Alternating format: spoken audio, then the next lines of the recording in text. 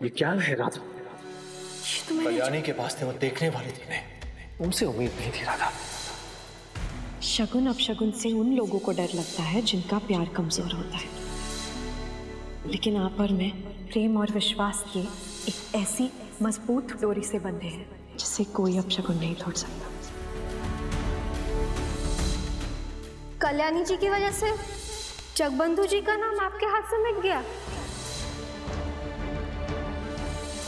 प्यार से बड़ा कोई शगुन नहीं होता। हमारी शादी होगी, हर हाल में होगी।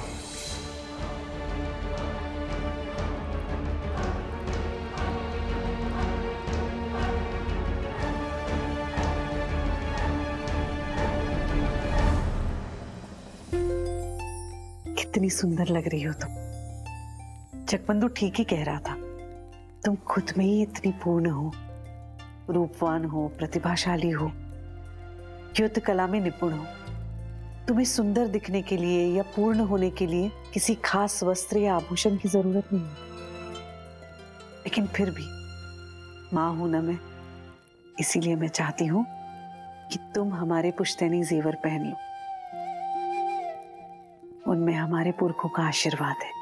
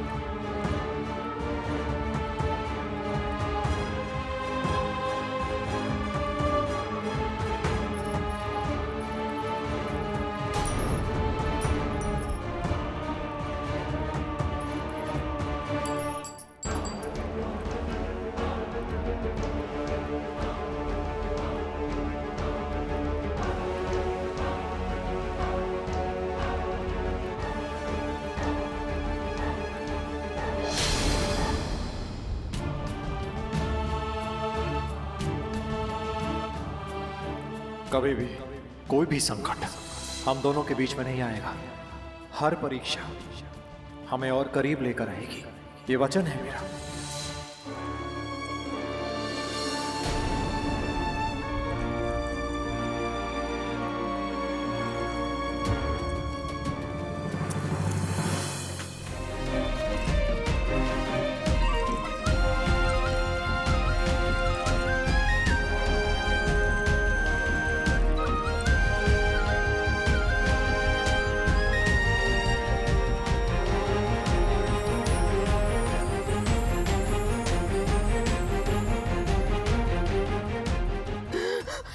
राधा, ये सब क्या है? ये सब जेवर जमाई जी ने दिए थे ना तुम्हें? राधा, राधा हिम्मत मत हारो। हम कुछ ना कुछ जरूर कर लेंगे। क्या करेंगे माँ? क्या करेंगे? मैंने क्या कुछ नहीं किया, सिर्फ इसलिए कि मेरे मकसी जी मेरे पास वापस आ जाए, मेरे पुराने मकसी जी। यहाँ तक कि कल्याणी और उनके प्यार को भी स्वीकार किया मैंने। उन्होंने कहा कि कल्याणी को अंग्रेजों के साथ हुई संधि के बारे में कुछ भी पता नहीं लगना चाहिए। उस बात का भी ध्यान रखा मैंने माँ, हर चीज का ध्यान रखा, सिर्फ इसलिए कि उनको लगे कि मेरी राधा मणि मेरी हर चीज, मेरी हर जगह कितना मान करती है। पर क्या हुआ माँ, मकसी जी मेरे पास है, उससे पहले ही कल्याणी ने धीरे धीरे उन्हें मुझसे कितना दूर कर दिया माँ। गदाधर को इस घर में वापस लाने की जिद में कल्याणी के सामने इतनी आसानी से हार मान गया। यहाँ तक कि मेरे हाथों से उनका नाम तक मिटा दिया कल्याणी ने। सब कुछ छीन लिया मेरा माँ, सब कुछ। राधा, राधा अभी भी देर नहीं हुई है, शादी नहीं हुई है अभी तक। तुम चाहो कल्याणी को संधि के बारे में बता सकती हो। हाँ, बताना तो मैं भी चाहती हूँ माँ। मैं चाहती हूँ कि इस शादी को रोक दूं। कहीं मैंने ऐसा कुछ किया और फिर बक्सी जी मुझसे हमेशा हमेशा के लिए नफरत करने लगे तो नहीं नहीं, कैसे जिंदा रहूंगी मैं। राधा, एक तरीका है।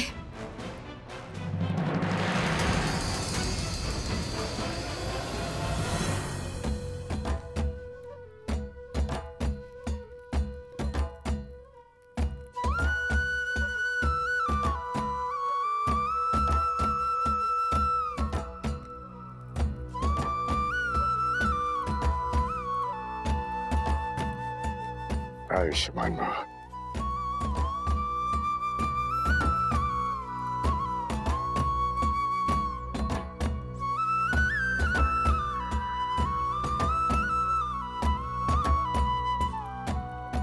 कन्या को बुलाइए।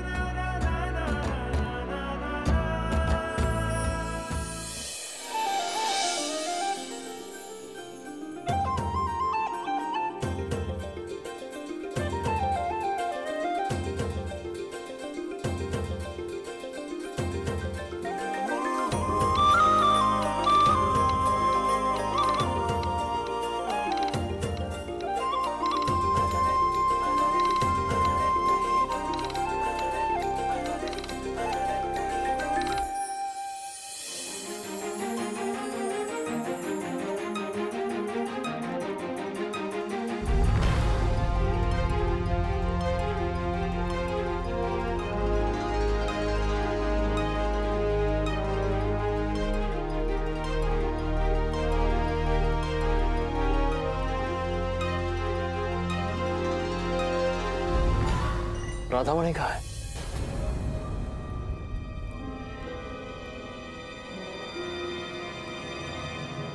मैं यहाँ हूँ बक्सी जी।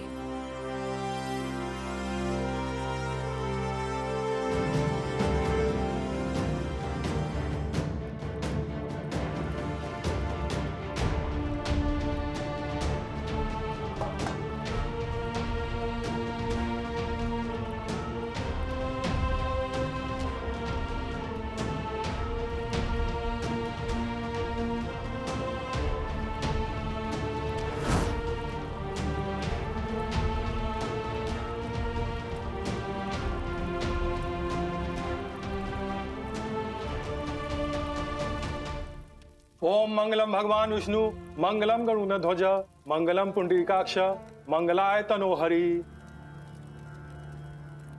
अब वर वधु फेरों के लिए खड़े हो जाइए।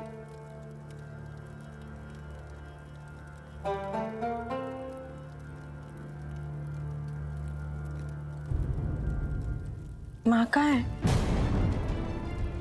माँ?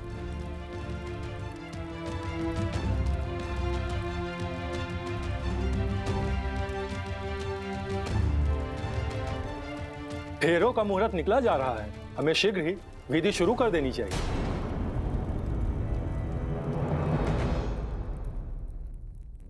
क्या बात है पंतरा देवी, वहां फेरों का समय हो रहा है और आपने मुझे यहाँ क्यों बुला लिया?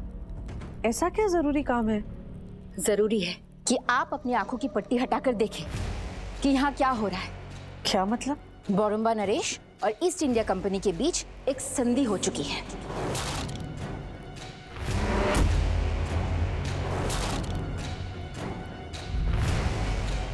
समझौता हो चुका है और इसीलिए अब रोडम और बोरंबा के बीच हुई संधि का कोई मतलब नहीं रह गया। ये बात जानती है आप? ये क्या कह रही हैं आप? वही जो सच है। और जमाई जी ने ये सब कुछ जानने के बाद भी कल्याणी के साथ शादी का फैसला नहीं बदला है। आप ही बताइए, ये गलत नहीं है? कल्याणी के पिता ने हमारे दुश्मनों के साथ हाथ मिला लिया है। ये बात रोडन के लोगों को पता चलेगा तो क्या वो जमाई जी के खिलाफ नहीं हो जाएंगे? ऐसे में जमाई जी का क्या फर्ज बनता है बोक्शी होने के नाते? आपको मेरी बातों का विश्वास नहीं हो रहा है तो जाइए, बाहर जाके जमाई जी से ही पूछ लीजिए कि ये सच है कि नहीं। क्योंकि अगर ये सब कुछ जानते हुए भी आपने शादी को होने दिया तो जमाई जी के साथ साथ रोडन के साथ, यहाँ के लोगों के साथ आप भी गलत कर रही होंगी। बस कीजिए बंधरा जी, बस कीजिए। आपको जो बोलना था आपने बोल दिया। अब मेरी बात सुनिए। मेरा जगबंधु रोडन के साथ कभी कोई गलत नहीं होने देगा। अपनी आखिरी सांस तक बक्सी होने का फर्ज जरूर निभाएगा। और अगर इस संधि के बारे में जानने के बाद भी उसने अपने शादी का फैसला अटल रखा है तो इसके पीछे भी कोई कारण हो सकता है, और वो कारण कभी भी किसी का भी अहित नहीं कर सकता। इतना मैं जानती हूं।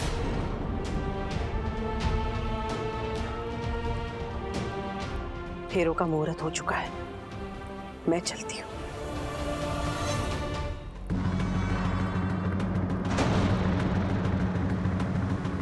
क्या कमाल का मुंहवश किया है इस कल्याणी ने सब पर। अब राधा को कुछ और तरीके से काम करना होगा, रोकनी होगी ये शादी, वरना वो कल्याणी राधा की जगह ले लेगी इस घर में।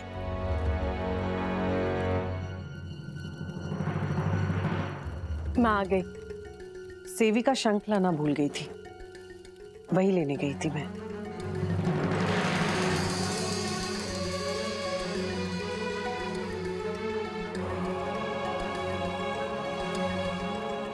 अब आप अपने हाथों से वर वधू का आशीर्वाद स्वरूप गठबंधन कीजिए।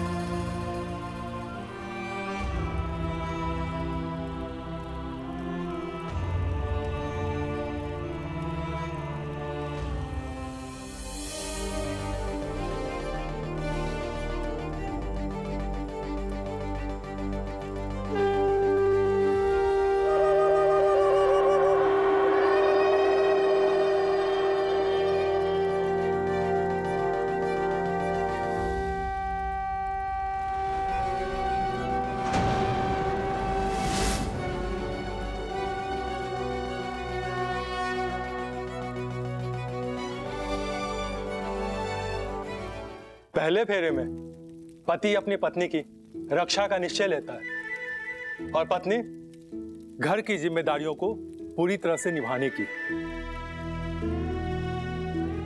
लेकिन रक्षा तो मैंने भी आपकी की थी ना बक्सी जी। अब फेरे शुरू कीजिए।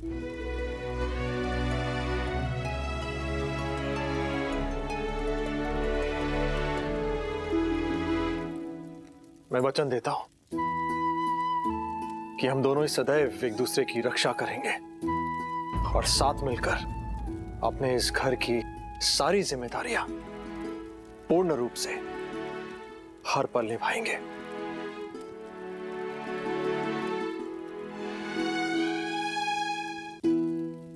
दूसरे फेरे का अर्थ है पति अपनी पत्नी का ध्यान रखेगा और पत्नी उसकी लंबी आयु की मनोकामना करते हुए उसके स्वास्थ्य और कुशल मंगल का ख्याल रखेगी।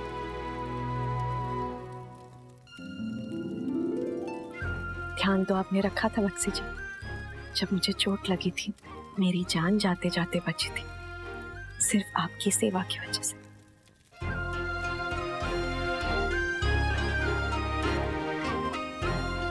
हम दोनों एक दूसरे की लंबी आयु की मनोकामना करते हुए एक दूसरे के स्वास्थ्य और कुशल मंगल का पूरा ख्याल रखेंगे।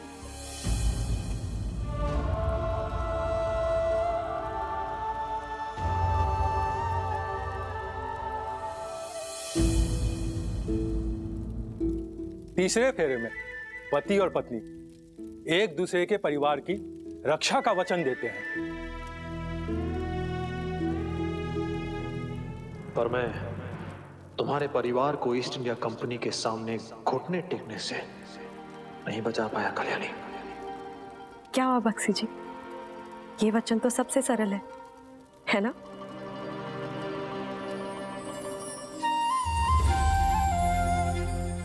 मैं ये वचन देता हूं कि तुम्हारे परिवार को भी अपना परिवार मानकर हर पल पूर्ण रूप से उनकी रक्षा करूंगा।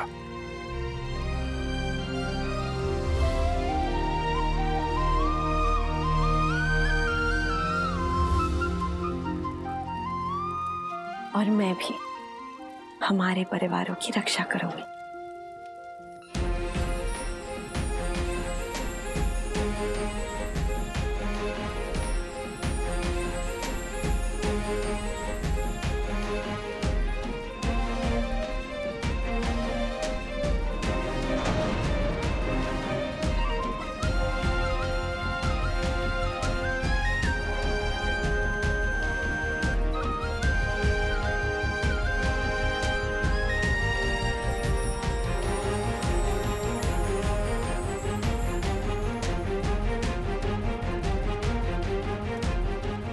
अब फेरे संपन्न हुए।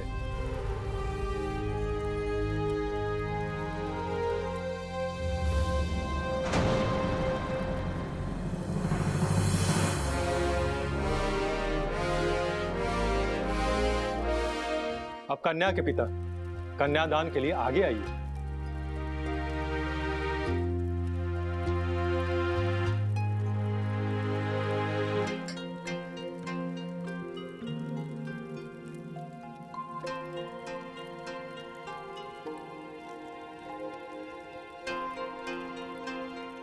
पहले भी एक बार बेटा किया था अपनी बेटी को, तब भी आप पर भरोसा था जगबंधु जी, और अब भी भरोसा है, बल्कि पहले से कहीं ज्यादा है कि आप मेरी बेटी कल्याणी को बहुत खुश रखेंगे।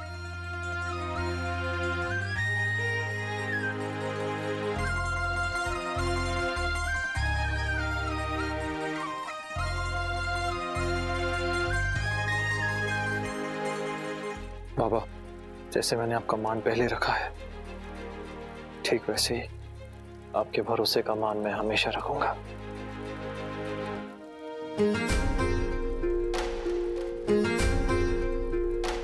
अब आप इनकी मांग में सिंदूर भरिए।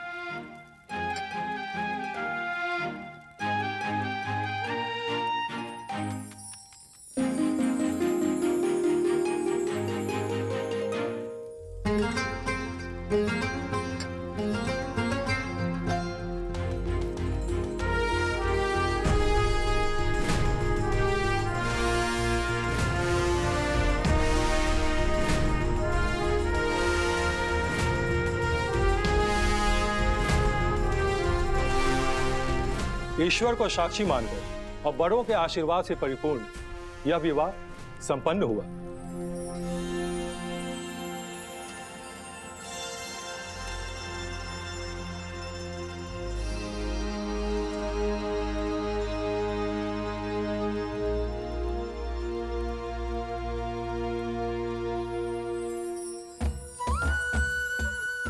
खुश रहो दोनों।